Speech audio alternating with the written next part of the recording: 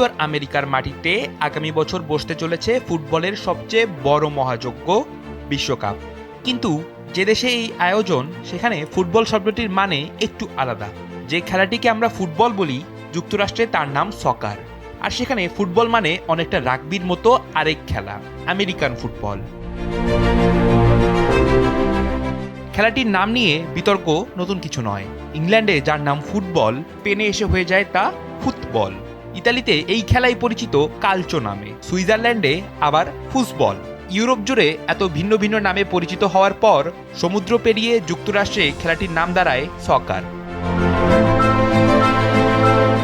ফুটবলের জন্মদাতা ইংল্যান্ডে ফুটবল ছিল দুই ধরনের, একটি রাগবি ফুটবল, অন্যটি অ্যাসোসিয়েশন ফুটবল।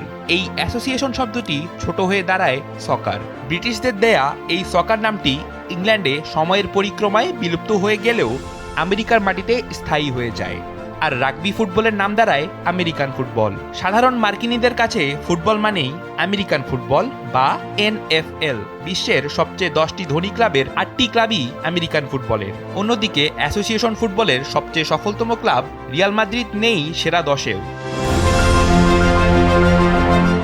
এই বিড়ম্বনা শুধু সমর্থকদেরই নয়, 2026 বিশ্বকাপের আয়োজনকে ঘিরেও ফিফাকে পড়তে হচ্ছে জটিলতায়। তবে প্রেসিডেন্ট জিয়ানি ইনফান্তিনোর বক্তব্যের সঙ্গে একমত না হয়ে উপায় নেই। তিনি বলেন, কে ঠিক আর কে ভুল সেটা জানি না, আপনি সকার বলুন বা ফুটবল, আসল কথা হলো খেলাটি উপভোগ করা। রাফিদ বিন ইসলাম, সময়ের আলো।